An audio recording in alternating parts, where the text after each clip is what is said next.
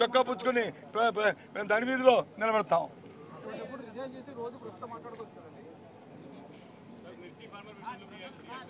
ఏంటి మిర్చి ఫార్మర్స్ చెప్పగా మా డిమాండ్ మిర్చి ఫార్మర్స్కి మద్దతు ధర ప్రభుత్వం ప్రకటించాలి. ఆ మద్దతు ధరకి ప్రభుత్వమే కొనుగోలు చేయాలి. మార్కెట్ ఇంటర్వెన్షన్ జరగాలి. కేంద్రం ఎప్పుడో ఇస్తుందని ఎదురు చూడడం కాదు. అంతవరకు రైతులు వచ్చి ఉండలేరు. రైతులు ఆత్మహత్యలు చేసుకుంటున్నారు, ఇబ్బందులు పడుతున్నారు. దయచేసి ప్రభుత్వం ఆలోచన చేయాలి అనేది మా డిమాండ్. ఓకే,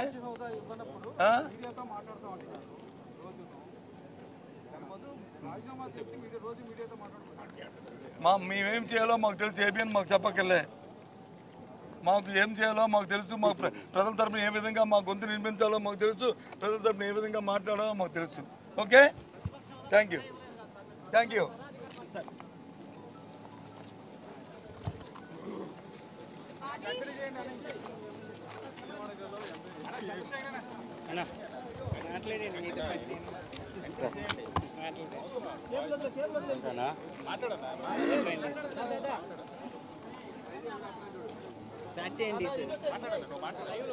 అందరికీ నమస్కారం. ఈరోజు రాష్ట్రంలో అనేక సమస్యలు తాండవిస్తున్నటువంటి పరిస్థితి కనపడుతుంది.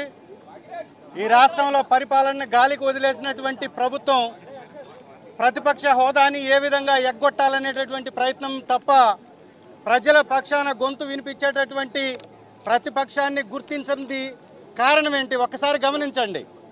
ఈ రాష్ట్రంలో జరుగుతున్నటువంటి అరాచకాలపై, ఈ రాష్ట్రంలో జరుగుతున్నటువంటి అఘాయిత్యాలపై, ఈ రాష్ట్రంలో జరుగుతున్నటువంటి దోపిడీపై గళమెత్తేటటువంటి ప్రతిపక్షం లేకపోతే విచ్చలవిడిగా వాళ్ళ దోపిడీని సాగించవచ్చు అనేటటువంటి ఒక కుబుద్ధితోటి కావాలని ప్రతిపక్ష హోదా ఇవ్వకుండా వారు ఎగ్గొడుతున్నటువంటి పరిస్థితి.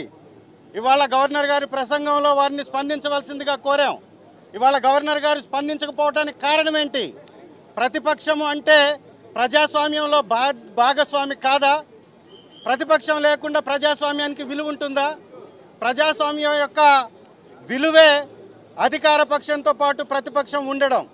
అలాంటి ప్రతిపక్షం లేకుండా చేయడం అంటే ప్రజాస్వామ్యాన్ని కూనీ చేయడం తప్ప ఇంకోటి కానే కాదు అనేది మాత్రం స్పష్టంగా ప్రజలందరూ అర్థం చేసుకోవాలి. ఈరోజు రాష్ట్రంలో జరుగుతున్నటువంటి మానభంగాలపై మాట్లాడేటటువంటి గొంతు అసెంబ్లీలో అవసరం లేదా? రైతుల పక్కన మాట్లాడాల్సినటువంటి గొంతు అసెంబ్లీలో అవసరం లేదా? రైతులకి గతంలో 20 క్వింటాళ్ళు ఎకరానికి వచ్చి 24,000 రూపాయలు కింటాకి మద్దతు ధర ఉన్న చోట దాదాపు సగం దిగుబడి వచ్చి సగం రేటుకు పడిపోయినా కూడా వారి వైపున మాట్లాడడానికి, అసెంబ్లీ సాక్షిగా మాట్లాడడానికి ప్రజాపక్షమైనటువంటి ప్రతిపక్షం ఉండాలా లేదా? మరి ఇంత సమయం కావాల్సి ఉంటే ఈ సమయాన్ని ఇవ్వకుండా కేవలం మీ యొక్క అధికార మదంతో ప్రతిపక్షం యొక్క గొంతుని తొక్కివేసే ప్రయత్నం చేస్తుంది. ఇది సమంజసమేనా? ఇది ధర్మమేనా? ఈ రాష్ట్రంలో అసలు ప్రజాస్వామ్యం ఉందా? ఈ ప్రజాస్వామ్యాన్ని కాపాడాల్సినటువంటి బాధ్యత గవర్నర్ గారికి లేదా? గవర్నర్ గారు కూడా ఆలోచించాలి. వారి బాధ్యతని గుర్తించాలి. ప్రతిపక్షం యొక్క పాత్రని గుర్తించాలి. ప్రతిపక్షం లేకపోతే ఈ రాష్ట్రంలో ప్రజాస్వామ్యం ఉండదు అనేది గవర్నర్ గారు కూడా గమనించాలి. కేవలం అధికార పక్షానికి అండగా నిలబడడం కోసం గవర్నర్ గారికి ఆ పదవి రాలేదు.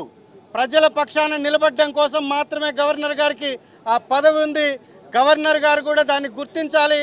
మేము ఎంత పోరాటం చేసినా అసెంబ్లీ సాక్షిగా ప్రతి సమస్యని మాట్లాడేటప్పుడు ఉండేటటువంటి విలువ బయట మాట్లాడితే ఉండదు అనేది మీరు చెప్పేది నిజమైతే ఆ మాట్లాడాల్సినటువంటి వేదిక మీద మాకు తగినటువంటి సమయం ఇవ్వాలా లేదా? మీరు కూడా ఆలోచించాలి. ఇదంతా కూడా ఒక దగాకోరు పరిపాలన సాగిస్తున్నటువంటి కూటమి ప్రభుత్వం యొక్క ఎత్తుగడ, కావాలని ప్రతిపక్షం లేకుండా చేసేటటువంటి ప్రయత్నం తప్ప ఇంకొకటి కానే కాదు. అధికార పక్షానికి 11 మందిని ఎదుర్కొనేటటువంటి సత్తా లేదా? సమాధానం చెప్పేటటువంటి సత్తా లేదా? ప్రతిపక్షంలో ఉన్నా కూడా 11 మందిమే కదా మేము ఉండేది. 11 మందికి కూడా సమాధానం చెప్పలేదా? అంటే మీ తప్పులు బయటపెడతాయనా? మీరు చేసే దోపిడీ బయటపడుతుందనా? మీ అరాచకాన్ని బయట పెడతామనా? ఇందుకేనా అనేది స్పష్టంగా వారి యొక్క చేతల్లోనే కనపడుతుంది. కాబట్టి ఇమీడియట్గా గవర్నర్ గారు ప్రతిపక్షాన్ని గుర్తించాలి, వైఎస్ఆర్ కాంగ్రెస్ పార్టీకి ప్రతిపక్ష హోదా ఇవ్వాలి. ఇస్తేనే గౌరవ మాజీ ముఖ్యమంత్రి గారికి ప్రతి విషయం మీద మాట్లాడేటటువంటి తగిన సమయం దొరుకుతుంది. కాబట్టి అధికార పక్షం యొక్క తప్పుల్ని ఎత్తి చూపగలుగుతాం. కాబట్టి ఖచ్చితంగా ప్రతిపక్ష హోదా ఇవ్వాలని వైఎస్ఆర్ కాంగ్రెస్ పార్టీ డిమాండ్ చేస్తుంది.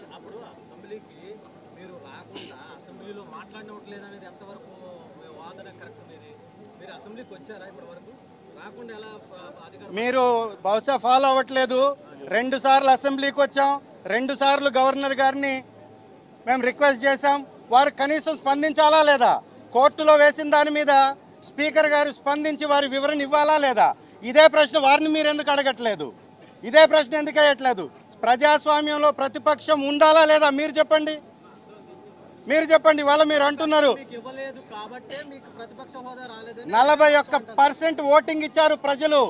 ఇది ప్రతిపక్షానికి అర్హత కాదా? ప్రజాస్వామ్యంలో ఓటే ముఖ్యం. మీకు ఓటు తెలియకుండా, ఓటు విలువ తెలియకుండా 6%, 7% వచ్చినటువంటి వ్యక్తుల్ని మీ పక్కన కూర్చొని పెట్టి, డిప్యూటీ చీఫ్ మినిస్టర్లుగా కూర్చొని పెట్టి ప్రజాస్వామ్యాన్ని కూనీ చేస్తూ పిఏసీ చైర్మన్ పద్దుల శాఖను కూడా అధికార పక్షం తీసుకొని అనుభవిస్తుందంటే ఇంతకు మించినటువంటి దగా ఉందా? ఇంతకు మించినటువంటి దుర్మార్గం ఉందా? ఎప్పుడైనా అధికార పక్షం పిఏసీ చైర్మన్ తీసుకుందా? చరిత్ర ఉందా? పక్కనున్నటువంటి రాష్ట్రాలలో కూడా, దేశాలలో కూడా పిఎస్సి చైర్మన్ ప్రతిపక్షానికే ఇస్తారు కదా. మరి ఇక్కడ ఎందుకు గుంజేసుకున్నారు? ఉన్నారా ప్రతిపక్షం? ఇంకొక పార్టీ ఉందా? శాసనసభలో ఇంకొక పార్టీయే ప్రతిపక్షంలో లేనప్పుడు, ఉన్నటువంటి పార్టీలన్నీ అధికార పక్షంలోనే ఉన్నప్పుడు ప్రతిపక్షం ఎవరు? మరి ఎవరిని మీరు గుర్తిస్తారు ప్రతిపక్షంగా? కాబట్టి ప్రజాస్వామ్యవాదులందరూ కూడా దీని మీద తిరగబడాలి, ప్రభుత్వాన్ని నిలదీయాలి. అందరికీ నమస్కారం. అసలు ఈ రాష్ట్రంలో ప్రజాస్వామ్యం నడుస్తుందా, నిరంకుశత్వ పాలన నడుస్తుందా అర్థం కావట్లేదు. ఉన్నవి 4 పార్టీలు, అందులో 3 పార్టీలు అధికార పక్షంలో ఉన్నాయి. మిగిలిన వైఎస్ఆర్ కాంగ్రెస్ పార్టీకి ఎందుకు ప్రతిపక్ష హోదా ఇవ్వరు? అసలు దేశ చరిత్రలో కానీ మిగతా రాష్ట్రాల్లో ఎక్కడైనా ప్రతిపక్షం లేని అసెంబ్లీ ఉంటుందా? అది ఆంధ్రప్రదేశ్లో మాత్రమే కనిపిస్తూ ఉంది. అసలు ఢిల్లీలో ఒకసారి 3 బీజేపీ ఎమ్మెల్యేలు ఉంటే వాళ్ళకి ప్రతిపక్షం హోదా ఇచ్చారా లేదా? మరి ఆంధ్రప్రదేశ్లో ఎందుకు ఇవ్వట్లేదు? వీళ్ళకి భయం. 9 నెలల్లోనే ఈ ఆంధ్రప్రదేశ్ రాష్ట్ర ప్రజల జీవితాలు తలక్రిందులు అయిపోయాయి. ఎంతో నమ్మి ఓట్లేశారు. ఆ ప్రజలే చెప్తూ ఉన్నారు, ఈరోజు నిరుద్యోగులైతే వాళ్ళ చెప్పులతో వాళ్ళు కొట్టుకొని ఇలాంటి ప్రభుత్వానికి ఎందుకు ఓటేసాంరా దేవుడా అని బాధపడే పరిస్థితులు తీసుకొచ్చారు. మహిళలు మోసం చేశారు, రైతులు మోసం చేశారు, నిరుద్యోగులు మోసం చేశారు, ఉద్యోగస్తులు మోసం చేశారు, చిన్నపిల్లల్ని మోసం చేయడం జరిగింది. అలాగే అన్ని రకాలుగా ప్రజలు మోసం చేశారు. ఇంకోవైపు ధరలు పెంచేశారు. సూపర్ 6 హామీలు అని చెప్పి ఏ ఒక్కటి కూడా నెరవేర్చలేదు. ఈరోజు తీసుకుంటే 15,000 కోట్ల రూపాయలు విద్యుత్ భారం ప్రజల మీద వేయడం జరిగింది. రిజిస్ట్రేషన్ ఛార్జెస్ భారం పెంచేయడం జరిగింది. నిత్యావసర సరుకుల ధరలు అయితే 60% పెంచడం ఈ కూటమి ప్రభుత్వం అధికారంలోకి వచ్చాక జరిగింది. ఇన్ని రకాలుగా ప్రజల మీద భారం మోపారు. ఇన్ని సమస్యలు ఉన్నాయి ఈ రాష్ట్రంలో. వీటన్నిటి మీద కూడా ప్రతిపక్షంగా మా పార్టీ ప్రశ్నిస్తాదని భయపడి వీళ్ళు ప్రతిపక్ష హోదా వైఎస్ఆర్ కాంగ్రెస్ పార్టీకి అసెంబ్లీలో ఇవ్వట్లేదు. అలాగే మేము కోర్టులో వేసాం, పిటిషన్ వేయడం జరిగింది. న్యాయంగా 40% ఓట్ షేర్ ఉన్న మా పార్టీకి ప్రతిపక్ష హోదా ఇవ్వాలి అని చెప్పి. దానికి కనీసం కౌంటర్ కూడా దాఖలు చేయట్లేదు స్పీకర్ గారు. అంటే ఎంత అన్యాయంగా వ్యవహరిస్తున్నారో అర్థం చేసుకోవచ్చు. కాబట్టి ఖచ్చితంగా ప్రతిపక్ష హోదా మా పార్టీకి రావాలి. ఈరోజు ఈ కూటమి ప్రభుత్వం కేంద్రంతో ఎలియన్స్లో ఉందా లేదా? ఎలియన్స్లో ఉండేటప్పుడు ప్రత్యేక హోదా కోసం ఎందుకు అడగట్లేదు? ఈ కూటమి ఉన్న ఎంపీల మీద కేంద్ర ప్రభుత్వం ఆధారపడి ఉంది. కేంద్ర ప్రభుత్వం వీళ్ళు సపోర్ట్ తీసేస్తే పడిపోతుంది. అలాంటప్పుడు ప్రత్యేక హోదా కోసం డిమాండ్ చేయాలా లేదా? అలాగే పోలవరం ఎత్తును ఎందుకు తగ్గించారు వీళ్ళు? ఎందుకు వీళ్ళు కాంప్రమైజ్ అయిపోతూ ఉన్నారు? అలాగే రాష్ట్రానికి కావాల్సిన హక్కులు ఏమైనా వీళ్ళు అడుగుతున్నారా? వీటన్నిటి మీద కూడా ప్రతిపక్ష పార్టీగా వైఎస్ఆర్ కాంగ్రెస్ పార్టీ అసెంబ్లీలో అడుగుతుందని భయపడి ఈరోజు మీరు ప్రతిపక్ష హోదా మా పార్టీకి ఇవ్వట్లేదు. కానీ మీరు చూస్తూ ఉన్నారు, అప్పులు ఎంతగా మీరు పెంచేశారు. ఈరోజు 9 నెలల్లో 1,00,000 కోట్ల పైగా అప్పులు చేశారు. గతంలో పవన్ కళ్యాణ్ గారు అన్నారు, అతను ప్రతిపక్షంలో ఉండేప్పుడు కేవలం 50,000 కోట్ల అప్పులకే ఆ అప్పురత్న అవార్డు ఇస్తారట. మరి ఇప్పుడు అధికారంలో ఉండి వాళ్ళు 9 నెలల్లో 1,00,000 కోట్ల పైగా అప్పులు చేశారు. మరి చంద్రబాబు నాయుడు గారికి కూడా అప్పురత్న అవార్డు ఇవ్వాలి కదా. అలాగే అన్ని రకాలుగా ప్రజల్ని నిట్టనిలువుగా మోసం చేశారు. మహిళలకి రక్షణ లేదు, చిన్నారులకి రక్షణ లేదు, డిఎస్సి అని చెప్పారు, ఒక్క ఉద్యోగం కూడా తీయని పరిస్థితి. గతంలో జగన్మోహన్ రెడ్డి గారు అన్ని పథకాలు ప్రవేశపెడితే అవి ఏవి కూడా అమలు చేయకుండా ఈరోజు కొత్త పథకాలు చేస్తామని చెప్పి అవి కూడా ఇవ్వకుండా నిట్టనిలువుగా మోసం చేశారు. కాబట్టి వీటన్నిటి మీద ప్రశ్నిస్తామని భయపడి ఈ విధంగా చేస్తూ ఉన్నారు. ఖచ్చితంగా వైఎస్ఆర్ కాంగ్రెస్ పార్టీకి ప్రతిపక్ష హోదా ఇవ్వాలి, అది న్యాయబద్ధంగా ఇవ్వాల్సిన అవసరం ఉందని తెలియజేస్తూ ఖచ్చితంగా ప్రతిపక్ష హోదా ఇచ్చేంత వరకు మేము పోరాటం చేస్తాం. అలాగే కౌన్సిల్లో కూడా ఈ సమస్యలన్నిటి మీద కూడా ప్రజల తరపున మేము పోరాటం చేస్తాం. మా ప్రతిపక్ష పార్టీ గొంతు నొక్కి ప్రజల గొంతు నొక్కాలని చూస్తూ ఉన్నారు. కానీ ప్రజల తరపున మా పార్టీ ఎప్పుడు పోరాటం చేస్తుందని తెలియజేస్తూ సెలవు తీసుకుంటున్నాను. ఒక్క నిమిషం. 4 మీడియా సంస్థలపైన నిషేధం విధించింది ఆ అసెంబ్లీ అప్రకటితంగా. 4 జర్నలిస్టుని ఇప్పటివరకు ఆ రాష్ట్ర చరిత్ర ఎప్పుడు లేని విధంగా అలా చేసింది. ఈ కూటమి ప్రభుత్వం యొక్క నిరంకుశ పాలనకి పరాకాష్టే 5 ముఖ్యమైనటువంటి రాష్ట్రంలో ఉన్నటువంటి ఛానళ్ళని 4 పూర్తిగా మెయిన్ స్ట్రీమ్ మీడియాలో అగ్రభాగాన ఉన్నటువంటి ఛానల్స్ అయినటువంటి TV9ని, NTVని, సాక్షిని, 10 టీవీని కూడా నిషేధించింది. దీనికి కారణం ఏంటి?